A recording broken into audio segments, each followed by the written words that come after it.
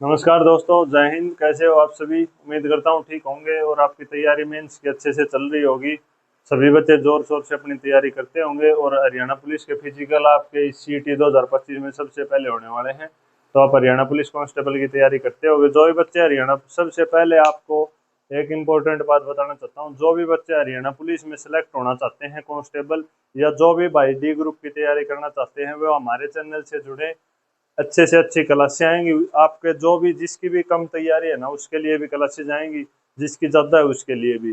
जिसकी कम तैयारी है उसका हम बेस भी क्लियर करवाएंगे आपको। देखो, आप दिखे दिखाई चीज़ों की तरफ मत भागो। जैसे भाई ये है जो टीचर जिसके ज़्यादा व्यूज आते हैं वो ही अच्छा पढ़ाता हो, ऐसा कुछ नहीं होता। रियल कंटेंट देखो। आप जो बंदा सिलेक्टेड है, जिसने कितनी जॉब में सिलेक्शन लिया हुआ है, उस बच्चे से आप देखो उसने सिलेक्शन कैसे लिया, उसने क्या क्या पढ़ा। मैंने जो जो चीज़ पढ़ी, मैंने 2-3 जॉब में सेलेक्ट हुआ, उनके बाद मैं आपको अच्छे से अच्छा कंटेंट दे पाऊँ। भाई कौन कौन से मेरे को पता है एग्जाम में किस प्रकार के क्वेश्चन आते हैं और हमें किस प्रकार अटेम्प्ट करना होता है। तो भाई, टेलीग्राम ग्रुप का लिंक मैं डिस्क्रिप्शन में डालूंगा। उसमें आपके लिए न्यूज़ भी आती है और क्वेश्चन भी डालते हैं। इंपॉर्टेंट टॉपिक जो हमें लगता है वो डालते हैं। आप टेलीग्राम ग्रुप जरूर ज्वाइन करें। जिसको भी हरियाणा पुलिस में 6,5600 जितनी भी आएंगे उनमें सेलेक्ट होना है और D ग्रुप में सेलेक्ट होना है और CET की तैयारी करनी है मेंस की, वो उस ग्रुप में जरूर जुड़े भाई। ग्रुप में जुड़ने से आपके कुछ नहीं जाता, ग्रुप में जुड़ के देखें। ठीक है। आज की वीडियो हम शुरू करते हैं हरियाणा पुलिस के ऊपर। कई भाइयों के कमेंट थे, अलग अलग कमेंट थे। कोई पूछ रहा था चेस्ट कैसे क्या होगी, कोई पूछ रहा था हाइट कैसे क्या होगी, किसी ने एज में छूट की पूछी, रिजर्वेशन कितना मिलेगा कैटेगरी रिजर्व कैटेगरियों के लिए, EWS BC का क्या चक्कर है, एग्जाम पैटर्न कैसा रहेगा। तो हम इन सब चीज़ों के ऊपर डिस्कस करने वाले हैं, तो एक एक करके डिस्कस कर लें। सबसे पहले हम कर लेते हैं हाइट पे। ये हम बाद में ले लेंगे, एक बार मिटा देता हूँ इनको। बोर्ड पे इतनी जगह है, आपको पता है भाई, देसी सा जुगाड़ है अपने पास। तो इसी तरह इसीलिए बता रहा हूँ। आप है ना, सिर्फ कंटेंट को देखो, क्वालिटी को मत देखो, क्वांटिटी देखो मेरी। मैं आपको कितना अच्छा वो क्वांटिटी देता हूँ। ठीक है। सबसे पहले हम बात कर लेते हैं हाइट। तो हाइट की हम बात करेंगे सेंटीमीटर में। सेंटीमीटर में मापी जाती है। और ये बता देता हूँ हाइट कैसी मापते हैं। तो हाइट नापते हैं डिजिटल। कोई फित्ता फत्ता नहीं होगा, कोई फट्टा नहीं होगा। वो एक ऊपर से टेकते हैं और मशीन होती है, वो मशीन से नीचे उसके एडी भी नहीं उठा सकते। कई कहते हैं भाई थोड़ी एडी उछा लेना, उसके नीचे सेंसर लगे होते हैं, एडी नहीं उठा सकते हम। ठीक है। तो डिजिटल हाइट मापी जाती है। UR कैटेगरी के लिए हाइट होती है 170 सेंटीमीटर। और रिजर्व कैटेगरी जितनी भी है, रिजर्व RES से लिखता हूँ मैं रिजर्व, वो है 168 सेंटीमीटर। ठीक है। आपको इतनी हाइट चाहिए कि 170 और 168। जिस भी भाई, कईयों के ये था सर मेरी पूरी 170 बनती है तो मेरी बैठ जाएगी, बिल्कुल बैठेगी भाई।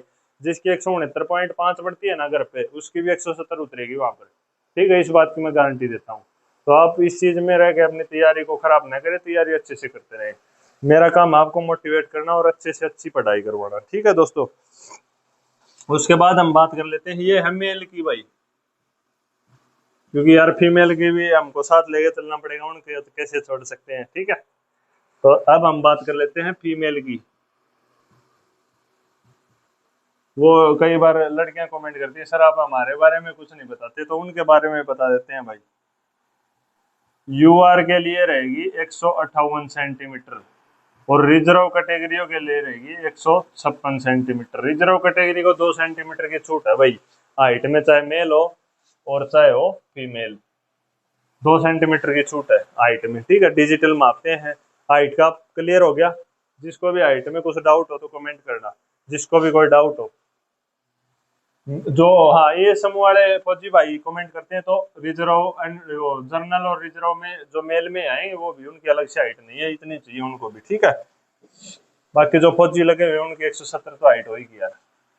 अब हम बात कर लेते हैं योग्यता की।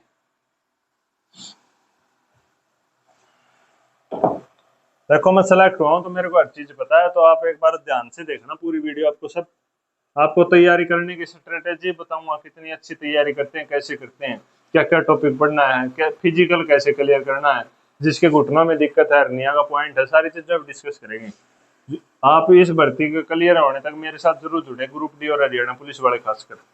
इसमें है 12th योग्यता, कॉमन 12th है इसमें। चाहे साइंस से हो, चाहे कॉमर्स से हो, चाहे आर्ट से हो, किसी से हो, कॉमन 12 चाहिए भाई इसमें। लड़कियों को भी 12 चाहिए और लड़कों को भी, मेल को भी 12 और फीमेल को भी, किसी के लिए अलग से कुछ नहीं है इसमें। ठीक है, अब हम बात कर लेते हैं चेस्ट की। ये हो गया हमारा। अब हम बात कर लेते हैं चेस्ट की। तो भाई चेस्ट की बात करते हैं तो चेस्ट में एक तो होता है 4 सेंटीमीटर का एक्सपेंड करना। जैसे हमें कोई हमारी छाती एक बार नाप ली, फिर उसके बाद फुलाने के बाद 4 सेंटीमीटर फूलनी चाहिए हमारी। ठीक है, वो हम बात कर लेते हैं अब। तो चेस्ट मार करके शायद थोड़ी सी चेस्ट की बात कर देते हैं। तो रिजर्व कैटेगरी यूआर के लिए होगी 83 और रिजर्व के लिए होगी 81। ये है भाई बिना एक्सपेंड होने वाली। जो हमारी डायरेक्ट नापते हैं वो 83 होनी चाहिए यूआर की और 81 होनी चाहिए रिजर्व की।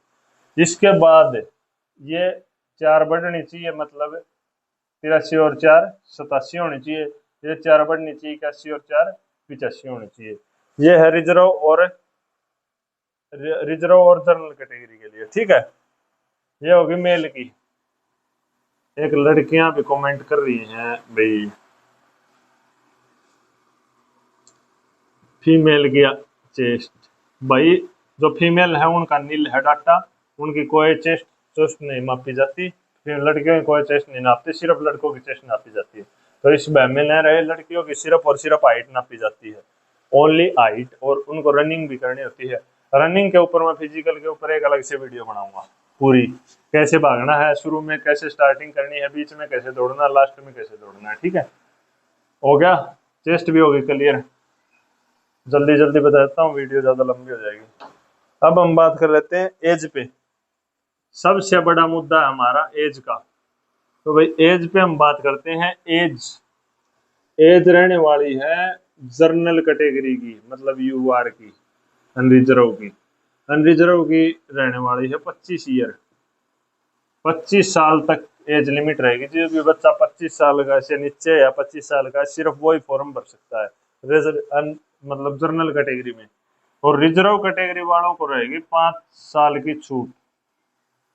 जो भी रिजर्व कैटेगरी के कैंडिडेट है सभी को 5 साल की छूट रहने वाली है। नोटिफिकेशन में आप देख भी सकते हो, 5 साल की छूट दे रखी है रिजर्व, जो भी रिजर्व बच गए जनरल को छोड़कर सभी की।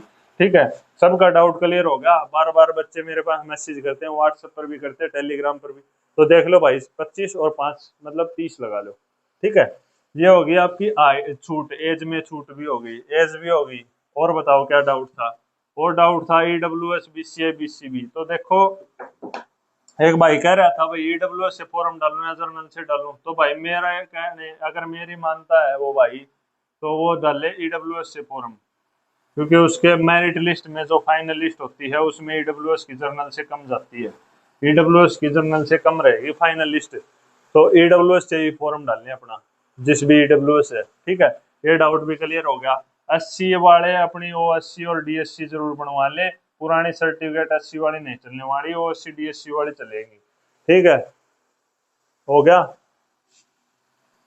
बताओ, फाइनल ईडब्ल्यूएस भी हो गया, 80 वाले भी हो गए, बीसीए बीसीबी वालों को पता है अपनी सर्टिफिकेट का। और सभी अपनी भाई मेन से अगर अगली साल में तो नहीं जाएगा, लेकिन जितना लेट नहीं होगा, लेट होता है तो नहीं बनवानी पड़ती है। तो सभी के पास ये होनी चाहिए फाइनेंशियल ईयर की 2024 25 26 की होनी चाहिए सर्टिफिकेट। 1 अप्रैल के बाद बनी हुई वही चलेंगी। ठीक है, और ये अब अपलोड करने का मौका मिलेगा। जिसने अपलोड नहीं की थी वो अपने अभी बनवा ले और अपलोड कर सकते हैं। ग्रुप में जुड़े, मैं सारी इन्फॉर्मेशन डालता हूँ ग्रुप में जुड़ोगे तो आपको बहुत सारा बेनिफिट होने वाला है।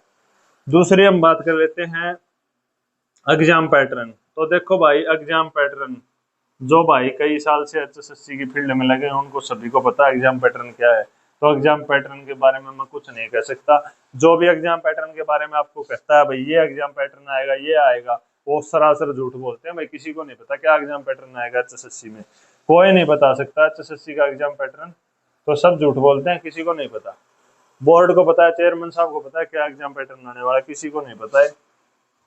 जो इम्पोर्टेंट टॉपिक होंगे ना, टॉपिक और जो क्वेश्चंस होंगे, मैं आपको सीधे सीधे वह क्वेश्चन करवाऊंगा जो मैथ के। मैं आपको ये उठा के लाऊंगा भाई। देखो एक उदाहरण देता हूँ, ऐसे नहीं, तैयारी ये होगी तो जबरदस्त होगी और सिलेक्शन भी मिलेंगे भाई। जैसे मैं सीधा सवाल उठाए लाऊंगा, ये इसकी वैल्यू है 5, तो एक्स इसके स्क्वायर की क्या वैल्यू होगी। मेरे को टॉपिक से कोई मतलब नहीं, आपका ये सवाल क्लियर होना चाहिए, क्योंकि एचएसएससी इस प्रकार का सवाल पूछती है। तो मुझे पता है जो एग्जाम में सवाल आते हैं मैं आपके सब, आप पीछे का पेपर उठाए देख लो, ये सवाल नहीं आता। तो सिंपलीफिकेशन का वो आखिरी जीरो निकालना, इकाई का अंक निकालना, ये सवाल नहीं आते हो तो बताओ।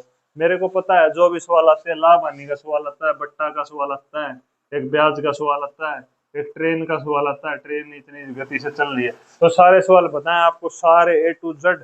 आपका मैथ में एक भी नंबर कट जाए मेरी क्लास देखने के बाद तो बता देना, ठीक है। बोर्ड यही होगा मैनुअल, तो आपको थोड़ा एडजस्ट करना पड़ेगा। क्वालिटी दे सक क्वालिटी नहीं है हमारे पास, क्वांटिटी है, ठीक है भाई। तो आज की वीडियो ये तक। अब भी किसी भाई को जो मैंने टॉपिक करवाए हैं, जो भी डिस्कस किए हैं, जिन भी मुद्दों पे बात की है, अगर किसी को डाउट लगता है हाइट में, योग्यता में, चेस्ट में, एज में, किसी भी चीज में, तो कमेंट करे, व्हाट्सएप पे मैसेज करे, सभी को रिप्लाई मिलता है। ठीक है दोस्तों, आज की वीडियो यहीं तक। जय हिंद, राम राम।